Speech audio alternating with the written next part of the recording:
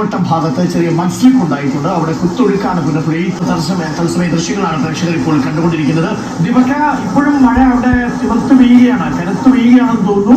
അവിടെ നീരൊഴുക്കിന് ഒട്ടും കുറവില്ല. ശക്തമായി തന്നെയാണ് പുന്നപ്പുഴയിൽ കുത്തൊഴുക്കുള്ളതെന്നാണ് മനസ്സിലാക്കുന്നത്.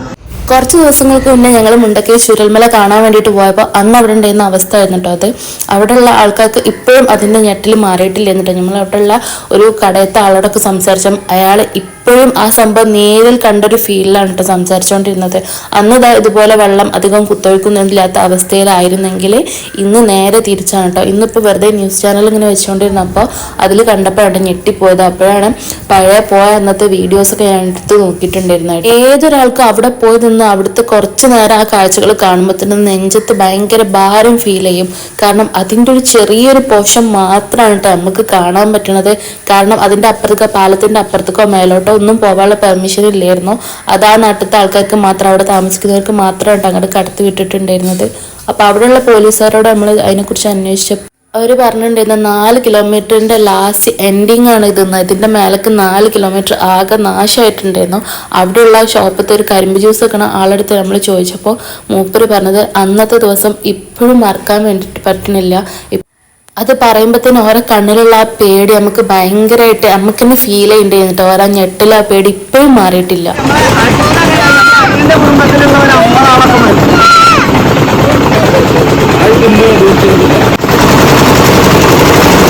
ഈ ഒരു അടയാളത്തിനെ കുറിച്ച് ചോദിച്ചപ്പോൾ മൂപ്പര് നമ്മുടെ അടുത്ത് പറഞ്ഞിട്ടുണ്ട്, ഞാൻ ആ വിരൽ വെക്കുന്ന ആ ഒരു അടയാളം അത്രയും ചളിയായിരുന്നു എന്നാട്ടോ.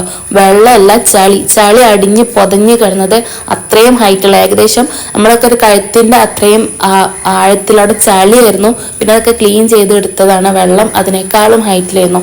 അവിടുത്തെ ഇപ്പോഴത്തെ അവസ്ഥ കാണുമ്പോൾ ഇനി ഒരിക്കൽ കൂടി ആ പാവപ്പെട്ട ജനങ്ങളെ ഇനി കഴിഞ്ഞ തവണത്തെ പോലെ പരീക്ഷിക്കല്ലേ റബ്ബേ എന്നാട്ടോ തോന്നുന്നത്.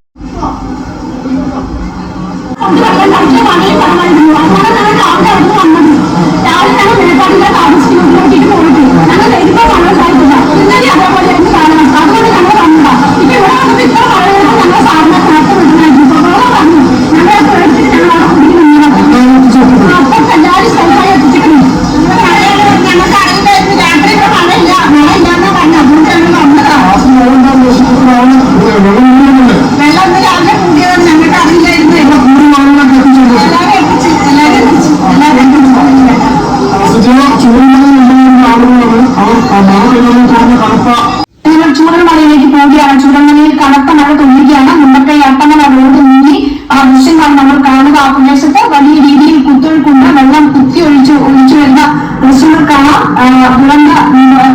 ദുരന്ത ഉണ്ടായ മേഖലയായതുകൊണ്ട് തന്നെ വലിയ ആശങ്കയോടുകൂടി തന്നെയാണ് ഈ മേഖലയിൽ ഈ ഒരു കനത്ത മഴയെ കാണുന്നത്. വലിയ മഴ തുടരുന്ന സാഹചര്യത്തിൽ അങ്ങേയറ്റം ജാഗ്രത പാലിക്കണം എന്ന നിർദ്ദേശമുണ്ട്. ഈ പ്രദേശത്ത് തൊട്ടടുത്തുള്ള തോട്ടം തൊഴിലാളികൾ, ഈ വേലിപ്പാലത്തിന്റെ അക്കരെ കാണുന്ന തോട്ടം എസ്റ്റേറ്റ് ആണത്. അവിടെ ഉണ്ടായിരുന്ന തൊഴിലാളികൾ അവിടെ കുറച്ചുപേർ കുടുങ്ങിപ്പോയിട്ടുണ്ട്. അവരെ ഇങ്ങോട്ടേക്ക് എത്തിക്കാനുള്ള കുറച്ചുപേരെ എത്തിക്കാനായി, എങ്കിലും കുറച്ചുപേർ ആ എസ്റ്റേറ്റിൽ തന്നെ ഉണ്ട് എന്നാണ്